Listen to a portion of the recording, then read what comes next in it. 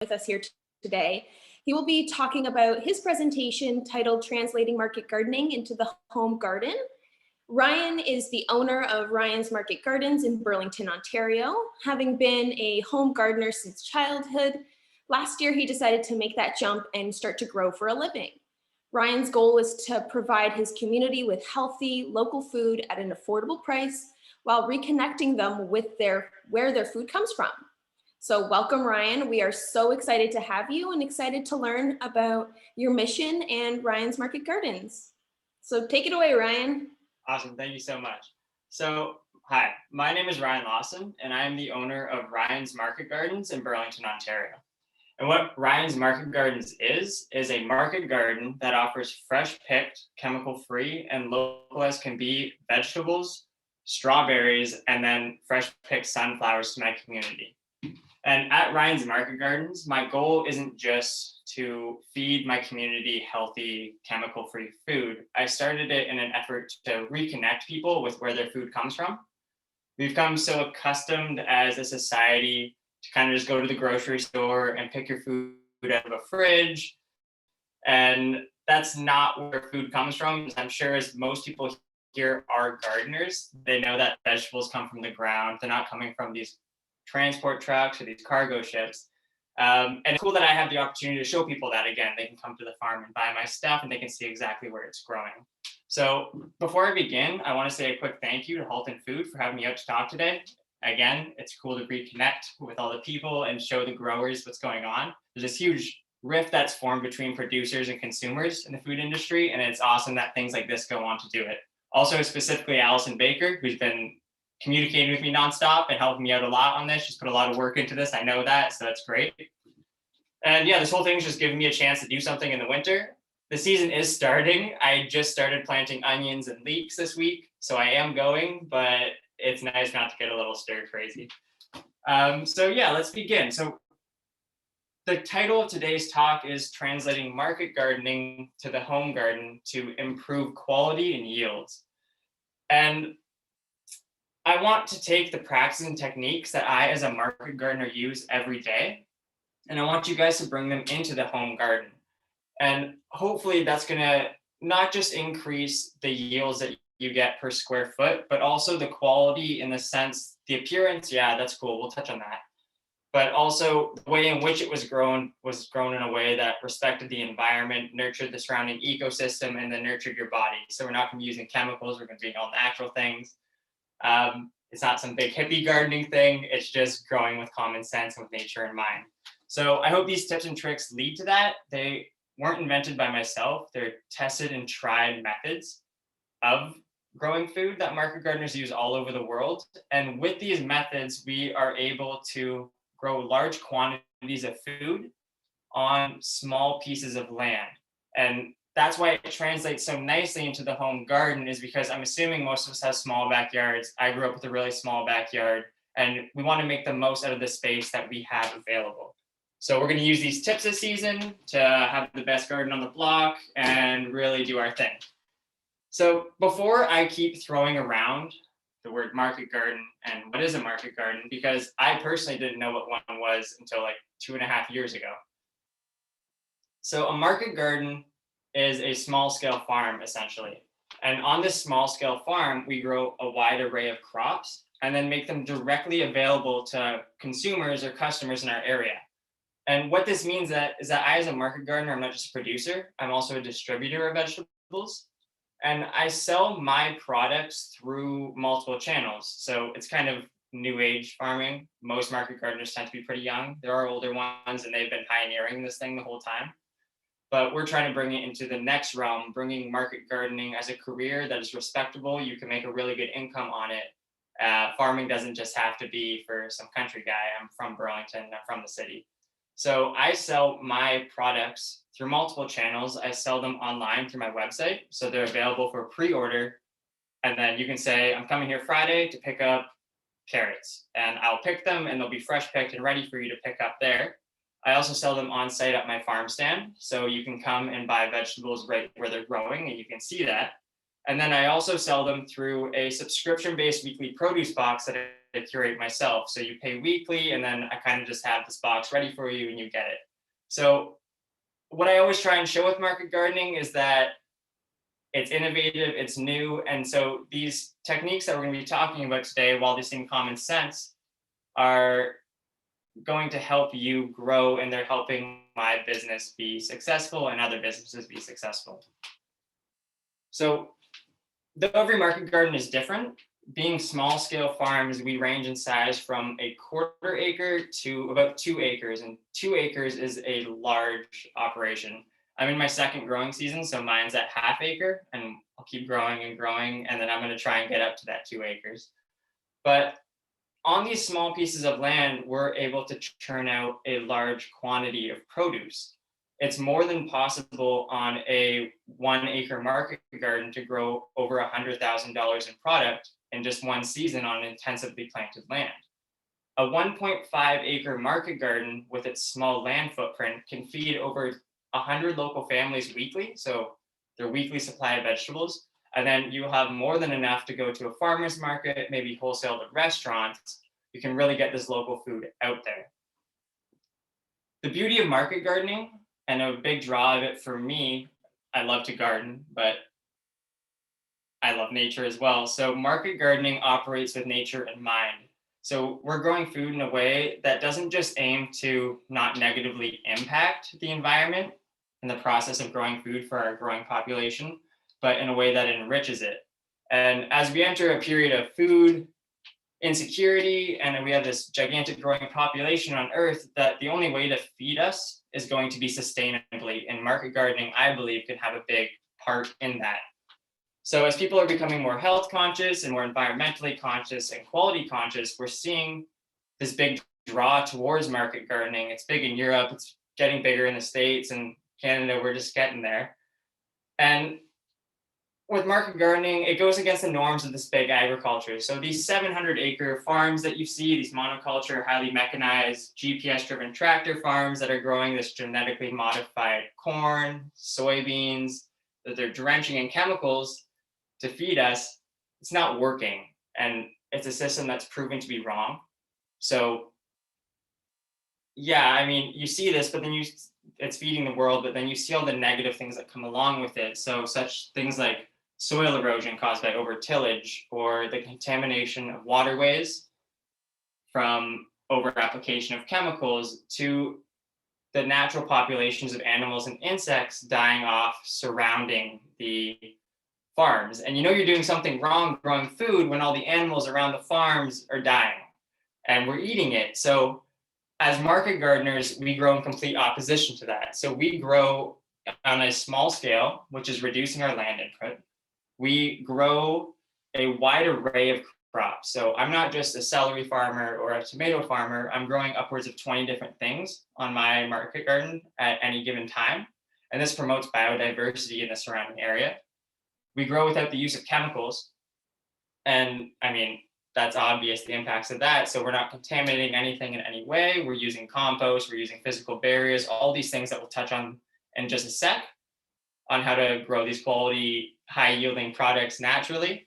And then as an added plus, and again, why it translates so nicely to the home garden, is we are home gardeners essentially. Essentially, my garden is just a gigantic home garden. So we're growing with hand tools, and we're right there with the plants. And this reduces CO2 emissions in the sense that we're not driving tractors all day as part of our jobs and whatnot. All this being said, market gardening for myself isn't like some hippie back to earth kind of movement. It is for some, and that's cool, that's your thing. But for me, market gardening is a business, and market gardens have been proven to be extremely productive, extremely efficient, and most importantly, financially viable businesses that can support a family that is supporting their community. That being said, all these practices that I'm using to make my business productive, you're going to use this season to make your garden productive. And with the best garden on the block, I know I grew up gardening my home garden. I was bordered by an older Portuguese guy, and then my older neighbor Nestor, and then it was me, the younger guy, growing. And we were always in competition to see who had the best garden. And everyone was bragging about these big tomatoes and stuff. And while I can't promise you that. I can promise that you are going to see an increase in your garden's productivity and in the quality of your garden using these techniques. So if I go down here, so the two areas that we're going to explore today in this little talk are improving quality and improving yields. And let's start with improving yields because everyone wants to see this big bountiful harvest out of their garden. So let's just jump right into that. So again, I keep saying market gardens coincide with the surrounding nature. It's not uncommon for me while I'm gardening to see, while I'm working, to see snakes slithering by, or you'll see chipmunks, or when I'm harvesting in the morning, a toad will jump out. And a big part of that is because I'm not using that much land space. My gardens border farm, a river. There's other big farms on the side, but coinciding with this natural space makes my garden an environment for naturally occurring animals. So this tiny space is easily translatable to your house. And I'm assuming your backyard is small, so this is going to work great. So the 4 areas that we're going to touch on today for improving yield are intensive spacing, interplanting, succession planting, and then season extension. And these are the 4 main categories that market gardens use to maximize the time in which they can grow and to maximize the amount of food that they can grow on that small piece of land. So the first practice that we're going to talk about is going to be intensive spacing. And that's because this practice was the most eye-opening to me when I transitioned into the market garden world.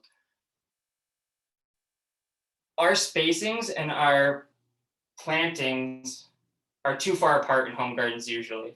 And that's because the spacings and plantings on our seed packages, weirdly enough, happen to be spacings for a tractor. And home gardeners don't have tractors. So it makes no sense to me. And once I made that realization, when I look at pictures of my home garden from when I was younger, I'm amazed at how far apart I was spacing everything because it doesn't need to be that way. So we as market gardeners work on the ground. And because of that, we have tools. We can use our hose to weed in between things. And you can't do that on a tractor. Tractors are spaced apart so that their wheels can go through, so that their cultivators can go through. And they just need it, if that makes sense.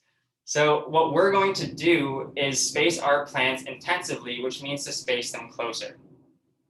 A good example of this would be carrots. So in a industrial farm that's using a tractor to plant carrot seeds, said, they have rows of carrots every 30 inches. And this 30-inch space is for a wheel to go through it. But all the space in between can be used to grow food. And on a market garden, so we use 30-inch beds, I do. And on that 30-inch space, I can grow 5 rows of carrots just by putting them closer and then using tools to go in between and weed and whatever. They will grow that close together. So I have 5 rows. And then within the row, the carrots are spaced 1.25 inches apart. So if you picture a 100-foot bed with that, that's a lot of carrots that can grow on that tiny amount of land. So that's 2.5 times the amount of food able to be grown on a given growing area as opposed to if you space them out further. And this doesn't just apply with carrots, this applies with all vegetables. At least most of them. I would say it's safe to say that any common thing that you can say to space a plant apart, be it cauliflower, be it tomatoes, be it eggplants, you can space them closer than is said. Broccoli, for instance, so I'm not going to list off every single spacing of things that you can do. I could tell you that radish is 6 inches and blah, blah, blah. But so if you want to grow broccoli this season, Google broccoli intensive spacing. You'll get a result of 12 to 18 inches. And on the back of the seed packet, it's probably going to say 24 inches because wheels, tractors. And a fun thing that you can play with, a little side note at the home garden, is the closer you space things, the smaller they'll be. So for a broccoli head, if you wanted to plant 2 broccoli plants 24 inches apart, you'll have 2 big heads of broccoli, giant heads of broccoli. And that's cool, for sure. But it makes more sense, I think, personally, to try and fit 4 plantings in, or I guess it would be the 2.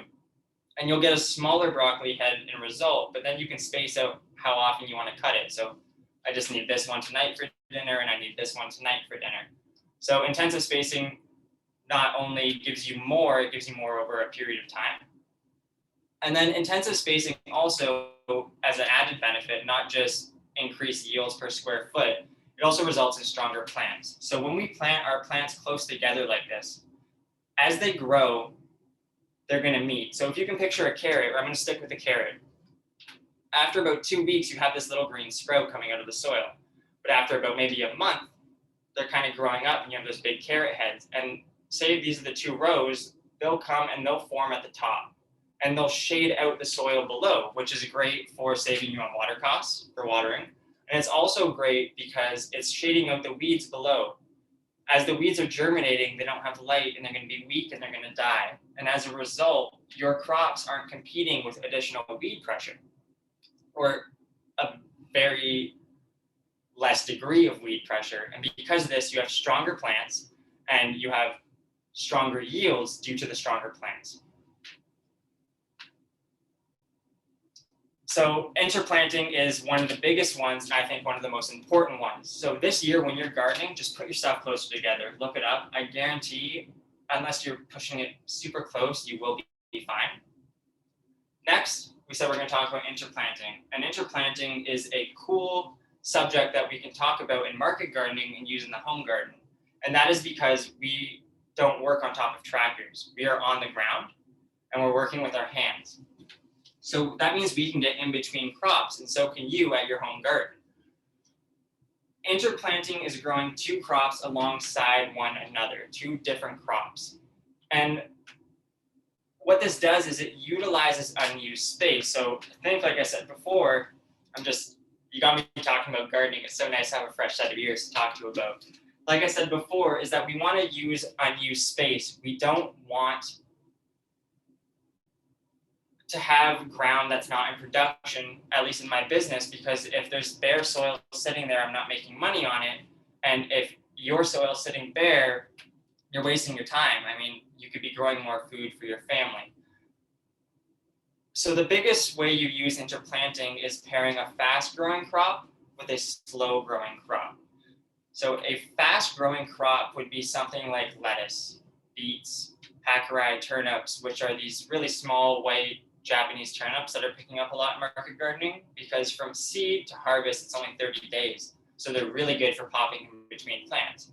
And then you'll pair those with a slow-growing crop being something that's in there for the entire season.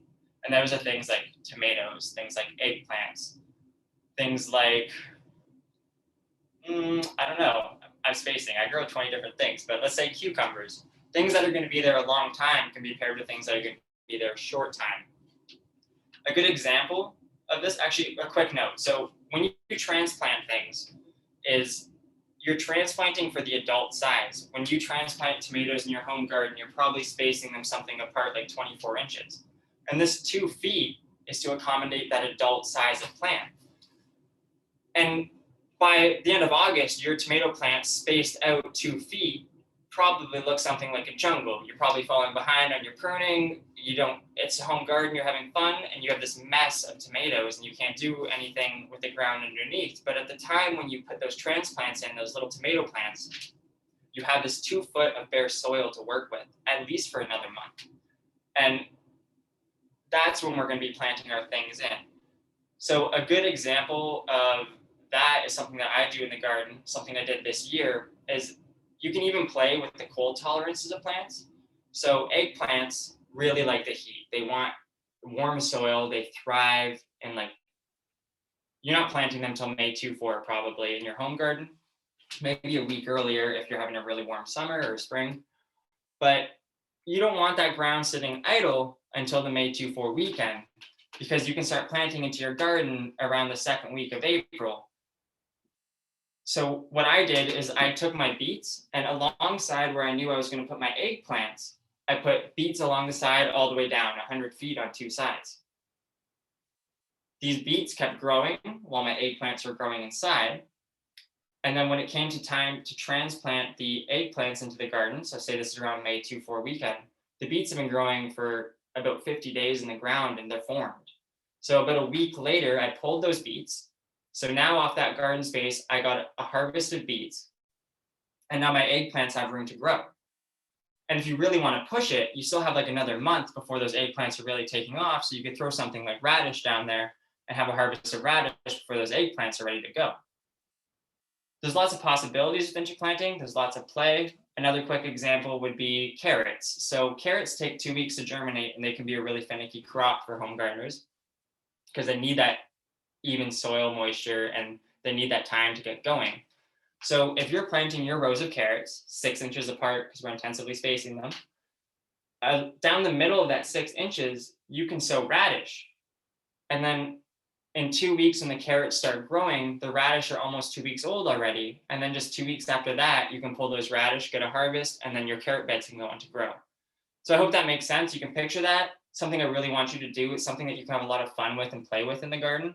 And worst case scenario, if say your tomatoes are growing really big and you need to get rid of it, you try just cut that crop out and let your main crop grow. That's really what we're here for.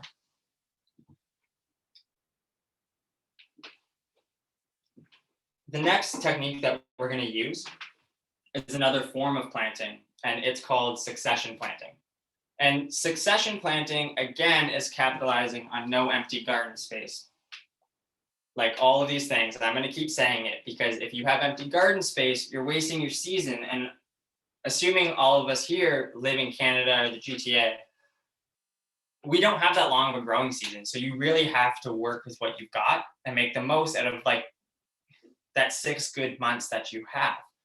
So succession planting refers to 2 things really. And I'll talk about the first one just because it's important to talk about, but we're going to focus on the second one. So the first practice of succession planting is spacing out your sowings or your plantings. A big mistake that home gardeners make is planting things once. So in my first year of gardening, I bought 4 lettuce transplants. I remember buying them and I planted them, and then I waited 5 weeks, whatever it was. And then in 5 weeks, I got 4 lettuce heads all at once, which is way too much to eat. And then that garden soil sat bare for the rest of the season. And that's a complete waste of space. So what I should have done, I should have been sowing seeds and then space out those sowings. So beans are a good example. So beans are something that I, in the market garden, sow 8 times in a year. I sow them to have harvest from June till the end of September, making them available to my customers all the time. But you can do that in your home garden and have them available all year. So a lot of times people will take a packet of beans and they'll plant those into the ground. And you'll have all your beans coming to harvest at once. You might have 2 weeks of harvest of beans in your backyard, and then that's it. And then you're back to the grocery store. But if you took those beans and you're patient about it, and you split up your sowings from 2 week intervals, whatever you want to do, yeah, your garden's going to be more bare at the beginning. And that's something that we don't like to see. But if you're patient about it, those plantings, so this one is 2 weeks, next one, 2 weeks. This one's going to come into harvest first. You're going to have beans. This plant's going to die back. Probably it's going to fall out of production. The second planting is going to come up. You're going to have beans. So if you space it appropriately, you can have beans all season until it gets cold, until that first frost. So that's one way of succession planting. But the one that I'm going to focus on, the one that I use most, that's not exactly true. I do use that a lot. But the one to make sure that I'm always making money, not just having products available, is the practice of replacing a harvest with a transplanting of another crop right after, be it a week, be it the same day. I don't want to have that soil sitting bare. And this is done with transplants. And growing transplants is a thing that home gardeners should really practice and get behind. So I know you can go to the garden store and you can buy those little starts and stuff, but it's not hard to sow seeds, and you can play a lot more and get a lot more of your garden if you're sowing seeds. So with these transplants, it's time added on to your growing season in our short growing season. Time that transplants spend growing in their pots or their trays before you put them in the garden is time that they don't need to be growing in the garden. And to explain this to you, so say I had a crop of beets, and I know in a month that crop of beets is going to be harvested and we're going to remove it and there's going to be empty soil sitting there. Now, say I want to put a crop of, let's say, green onions after these beets. A month before the harvest, why not sow the green onions in little pots and set them aside and take care of them like container gardening? And these plants are going to grow for 4 weeks. And then when you remove your beets, so you have a beautiful harvest of beets, you can take these transplants and pop them right into the place of where the beets were. So now you have 4-week-old plants in a spot where they've been taking it up for 4 minutes. And this is in opposition to harvesting the beets and then in that spot trickling some seeds in of the green onions, and you're going to be 4 weeks behind. And in a 6-month growing season, that's a lot of time to waste. So succession sowing, that's another thing. So we've talked about intensive spacing, we've talked about interplanting, and we've talked about succession sowing. And these are all practices of working with plants. And the last thing we're going to touch on is season extension.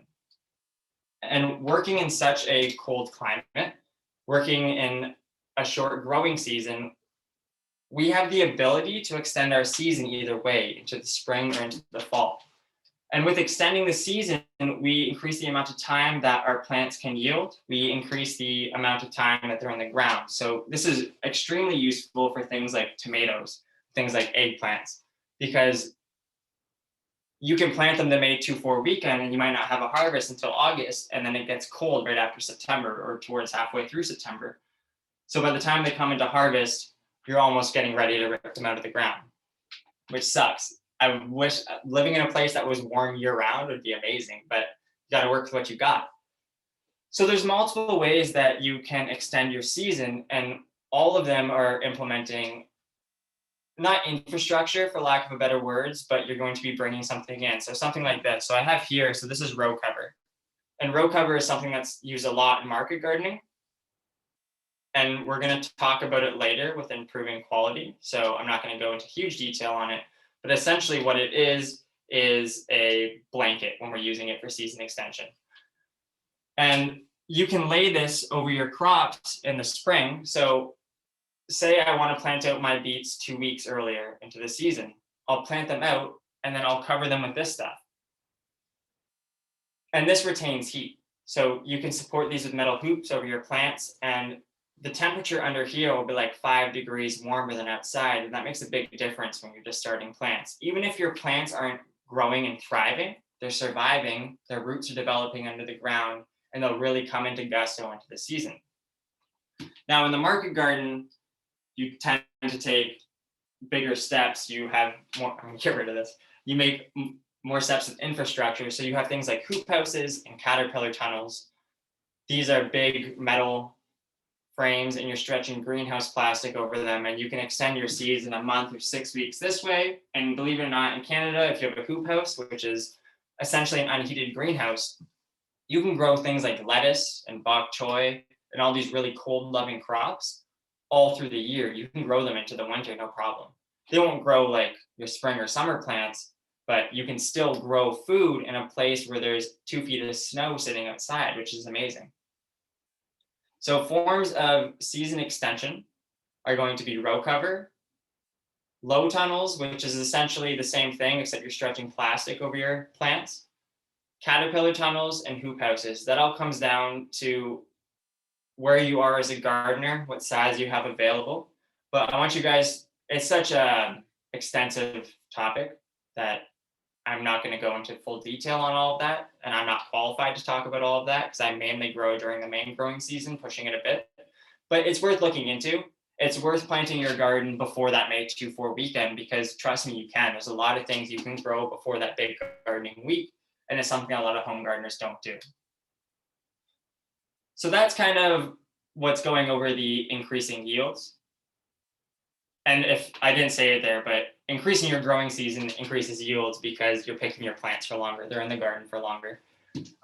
So we have intensive spacing, we have interplanting, we have succession sowing, and then we have season extension. So those 4 things are what is going to increase our yields.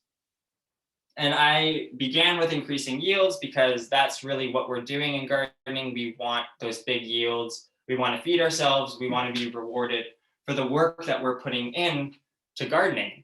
Because as therapeutic and as awesome as it is, there's nothing better than those big harvests. But we should probably make the argument that quality comes before quantity. Quite the transition. So, and I'm not just talking about quality as in the appearance of your food, which is a factor. I take great pride in having beautiful vegetables to show to my customers, stuff that they haven't seen in the grocery store and they can't see in the grocery store. So that's kind of an edge I have. But also quality, as in the way that the food was grown, nurtured not only our bodies without having chemicals on it, but also nurtured the environment. So I grew food in a way that completely positively impacted the state of our planet. And you as home gardeners have a way bigger impact on the planet than you think you do. You're taking a lot of food out of transport. If you're growing lettuce here and you're eating it from your garden, you're stopping it from being grown in Texas, I don't know, and being driven all the way over here, being flown here. You're removing all that CO2 and all that unneeded work from our food system. So a good example of quality comes from carrots. So when I'm talking about quality carrots, I'm not talking about a gorgeous bunch of carrots.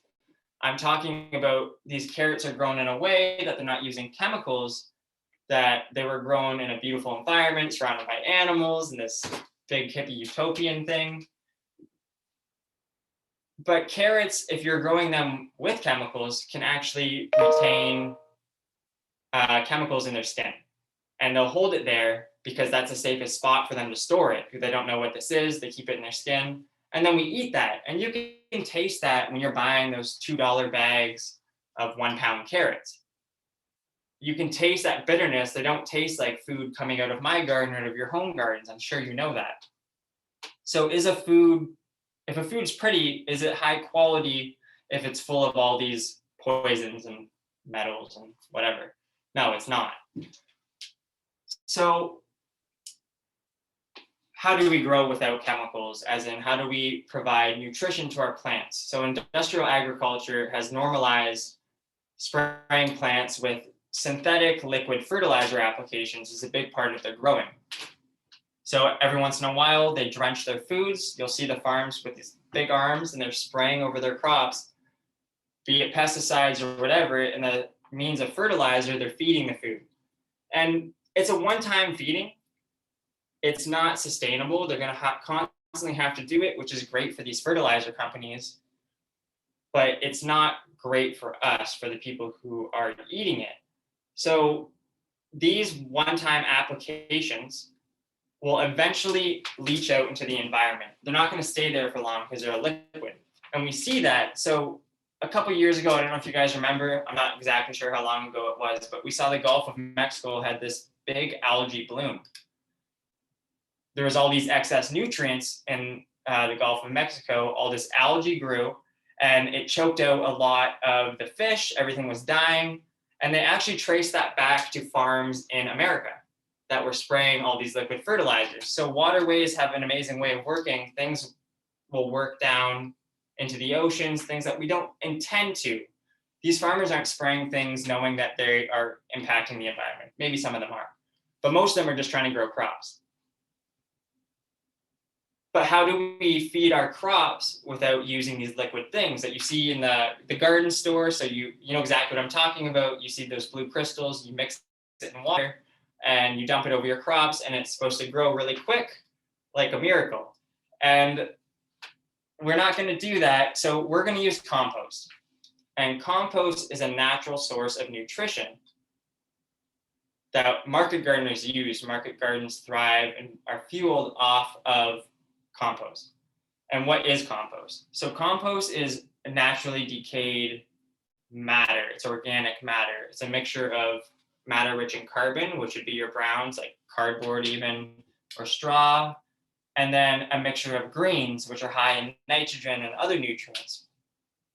So that's going to be what you collect in your green bins in Halton. So your banana peels and your coffee grounds and stuff like that, your garden trimmings, that adds another impact to compost. And it's the recycling of nutrients really is what it is. I don't know, there's so much, it's so extensive. So we're gonna be using compost this season on your crops. And it's easier than working with all that stuff because you're gonna put it on once. I'm gonna tell you how to use it in a bit. But so we're gonna feed the soil and not the crops. So that's kind of the biggest thing. I guess that's kind of what I'm sorry, my mind's racing 100 beats a minute. So what we're doing with compost is we're not feeding the crops with a one-off feeding like you do with the liquid fertilizer applications. You are feeding the soil. And soil is a living thing. And that's a big notion in market gardening, that you have to realize that soil isn't dirt. Soil is home to millions and millions and billions of microorganisms, be it bacteria, be it tiny insects. All these things are working together in tandem with your plants. And these microorganisms use compost as a food source, they use it as a home, and they aid your plants in growing. So these things will eat on the compost, they'll feed on it, and then they make the nutrients in the compost, they break it down even further, and they make it readily available to your plant.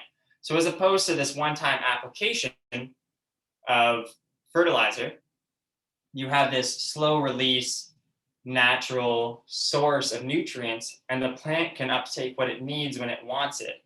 And what you see in the plants when you're growing in a compost-based system is these stronger plants. Plants know how to grow, they know what they need.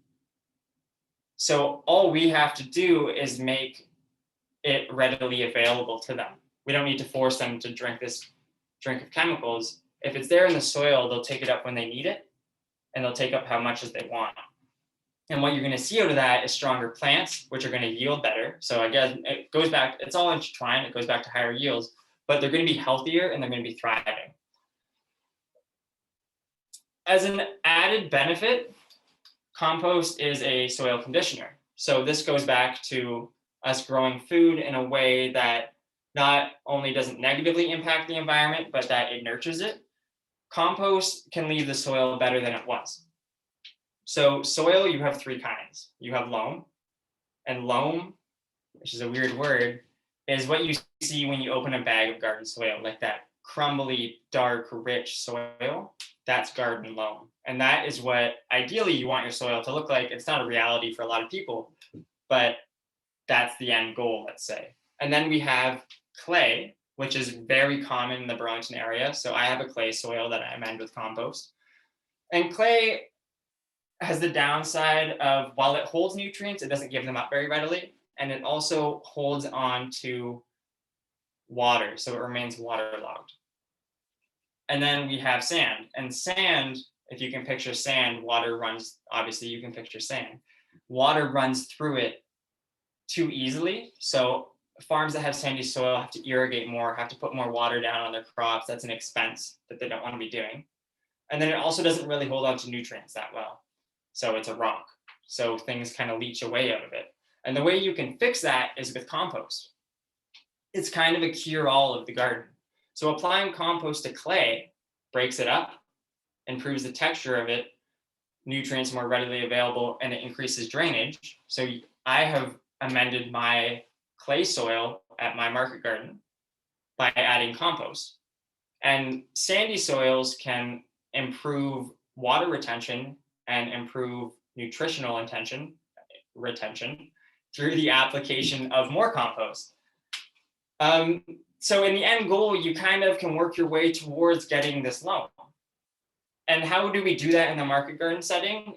It depends. Some people still till. So if I said before that tillage leads to soil erosion, so I personally try to avoid tilling my soil. Instead, what I do is it's called no-till gardening. Easier on me, and I have seen it benefit my crops, so I kind of go by it. And home gardening shouldn't be hard, so you should use this too. So instead of turning your soil under, putting compost, and gardeners will mix up their soil with a shovel or whatever, you don't need to do that. If you apply, say 2 inches of compost is kind of the standard, do 2 inches over your garden beds in the fall. Throughout the fall, throughout the winter, and throughout the early spring, those microorganisms in the living soil, and even not microorganisms, worms and insects like that, are going to incorporate that compost as they move, as they eat it. They're going to drag it in, and over time, it won't be an instant. Like the first year that you do that, your soil is going to be the same below it. But over the years, over time, as you do it, your soil is going to improve naturally. It's going to keep the natural layers of your soil intact. And when the natural layer of your soils are intact, your roots are stronger, the plants know what they're doing, and you have more quality plants. Compost. It's a big topic. Well, let's go on to the next thing. So row cover again. So I showed you row cover before. For people, I can see that they keep joining in. Row cover is this. And row cover, I said before, can be used in season extension so that this can be used to keep heat around your plants. But you can also use it as a means of eliminating pest pressure or reducing pest pressure. And this is an appearance thing. So in the home garden, in my home garden, I don't mind if I have some caterpillars munching on a plant and there's a couple holes in it, I'll still eat that. There's no problem with that plant. But for things that I'm selling to customers, I don't want to be riddled with holes. And some gardeners are very particular and they don't want their food riddled with holes, and that's fine. And that's where row cover comes in. So conventional agriculture, I'm always comparing the two, so I'm showing you either sides. And obviously I'm kind of biased, but conventional agriculture treats pest pressure directly, maybe to say the word. So they treat it once the pests come in contact with their plants. So they do this through means of spraying pesticides over their plants, or they have pesticides called neonics. I believe I'm saying that right. And that is a powder that they coat the seed with. And when the plant grows, that poison goes all through the plant. So if an insect eats any part of that plant, it'll die. But then we also eat the fruit that comes off of that plant. So it can't be very good for us. So in market gardening, and what I use on my market garden, I have thousands of feet of this row cover, and I cover my garden beds with it. And what that is a physical barrier to pest pressure over your plants. So I'm stopping the problem, or at least reducing it before it happens. I'm not letting the insects touch my plants. I'm keeping them off of it. They can't get through that row cover. So what row cover really is this really close-knit mesh. It's a fiber, be it plastic or be it like a cotton almost. It's tough, and insects can't get through it. So direct examples in your home garden, which I'm sure you've seen, are cabbage moth. So if you see those white butterflies flitting around your home garden, we want butterflies in our garden, but we don't want those. Those are what lay the eggs on our brassicas. So our plants like our kale, our plants like our cabbage, our plants like our Brussels sprout, those are brassicas, and they are prey to the cabbage moth larvae. And what those little white butterflies will do is that they're going to lay eggs underneath your brassica leaves. Those caterpillars are then going to hatch, and then they're going to eat away your plant. So your kale gets destroyed. It can get really bad. So I lay row cover over those plants, and those butterflies don't get in. And sometimes they do a little bit, but that's part of it. I account for that in my planting, which I'll talk about in a sec. But so this row cover is great over brassicas. This row cover is also great if you guys grow Swiss chard, which is an amazing crop to grow. I love it. Or beets, which love it too. I cover those in row cover as well. And that's because there is an insect called a leaf miner. And what a leaf miner is, it's a super minuscule fly, which you would never think would do any damage to your plants. But it's going to lay eggs, again, under the leaf of your plants. And if you've ever seen your beets or your Swiss chard, they'll get kind of brown and crispy, the leaves. That's from the leaf miner. So that's an insect doing that to your plants. And what the leaf miners maggots are doing is they're hatching underneath the leaf, they're burrowing into it, and they're eating out the soft middle of the leaf, which leaves the outside hollow, it crumbles, and it turns brown. Row cover is going to stop that as well. Even those tiny, tiny insects, row cover can stop. So it really is an important part of organic agriculture and market gardens, because through using row cover, we're growing a high quality appearance crop, and we're growing a high quality crop because there's no chemicals on it. So I could talk about row cover all day. But on another note, so again, insects will get into this. They will. Just a little bit of them though. So what I do in my garden to make sure I have enough plants to sell to my intended customer number base is I plant 30% more plants. So I'm accounting for a 30% loss. And a lot of the time that 30% doesn't happen. And I can sell them off at my farm stand, or maybe I'll turn them back into compost, but I have that kind of buffer barrier. Am I doing good for time? Am I good? Yeah, so I wanted to make sure we have some time for questions. So maybe finish up your thoughts and then we Yeah, can yeah. have some burning So questions coming through. every time I've practiced by myself, it's been short. So there we go. Uh, so, okay, then let's recap because that was the last one. So we're going to increase our yields through intensive spacing, through interplanting, through succession sowing, and then through season extension. And these are all things that you guys can play with in the garden at home, that you guys can look at. They're great top things. And then we're going to increase our quality through natural means. So compost and row cover are the two things that we use to have a healthy plant and a quality looking plant. And now, questions. Perfect. So we had some people tune in a little bit later, and I want them to know where they can find you. Where can everyone find you? Where can we find your farm stand? Cool. So if you guys go to ryansmarketgardens.com, I have a website there and all my vegetables are available there. You can kind of see what I'm all about. But my actual address, so I'm on the border of Burlington and Milton. I am in Burlington. My address is 6705 Appleby Line. So you kind of get a little drive out of the city and my gardens are there on the road. Perfect. Yeah, we included all of your Instagram handle and your website in the chat. So if you scroll up a little bit, you guys can find that information and get in touch with Ryan. So where can we purchase row covers is one of our questions here. Okay, cool. So row cover, so depends on your scale. So I buy it from a company called Dubois Ag, which is a company in Quebec. So that's DUBOISAG. And they do free shipping, which is awesome. And then for the home gardener, depending on your scale, so Lee Valley in Burlington, Lee Valley is a great place because they'll sell smaller sizes of things at a good price. So Lee Valley, probably there. Perfect. Do you use an app when you're planning your garden, or do you draw it out? What do you do? So no, I don't use an app. I plan out my sowings and my transplanting dates before, and then I actually draw out a picture on graph paper of all my garden beds, and then I will draw in what time a plant is going in, what time that plant is leaving, and what time the next one is going in, kind of. So it's a lot of work, but over the winter is when people do that, and I have time to do it, so I enjoy it. Perfect. Where do you get your compost? You probably need a lot of it. Where do you find your compost?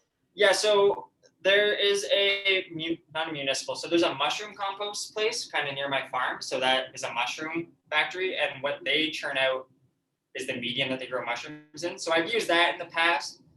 There's another company called, I sent it in my emails the other day. I can't remember. So I work with a couple. But so there, if you look up compost delivery, because you're going to want to get it delivered, GTA, Oakville, they're going to pop up and you'll see them. Perfect. We've had a lot of really positive feedback. Thanks for sharing. This is fantastic. So well organized. One of the questions there was just wondering if you have any tips or tricks for growing plants that are vining or vertical growing. Yeah, so the important aspect of growing a vining plant or a vertical growing plant, so those are going to be your cucumbers or your tomatoes, you want to keep up with pruning. So look up pruning. I'm sure you probably know what pruning is, but so plants like tomatoes and cucumbers, as they branch out, they're going to grow side shoots and those will turn into other plants. So what you kind of want to do is trim off those side shoots and keep the one main stem going, and you can kind of train it up a trellis. Perfect. Let's see here. And I guess our last question is, what can gardeners start doing now? We've had so many people start gardening in the last year just because of our circumstances. So what can gardeners start doing right now to get started? Yeah, so there's actually, and the coolest thing that I found after like learning about agriculture is there's so much you can do before that May 2-4 weekend, like I said. So some plants, and look up cold tolerant crops, do really well in the cold spring. So plants like onions, leeks, lettuce, beets, radish, like there's so many turnips that keep going. If you're planting the seeds inside now, you can plant them out in the garden by the second week of April. Perfect. That's awesome. We thank you so much, Ryan, for sharing some time with us. If you haven't, and if you have questions still, I see some more just kind of popping through. We have a Q&A session later today with some of our experts on a panel, as well as you can feel free to reach out to Ryan as well through his social media platforms. I'm sure you'd be happy to answer questions. You presented a wonderful topic, and it's been a pleasure having you. So yes, thank you so much. And thank you, Ryan. Fantastic presentation, super informative. And we can't wait to get started in gardening. So thank you, everyone. Awesome. Thank you guys so much for listening to me blabber on. I love it. Have a good season. Thank you.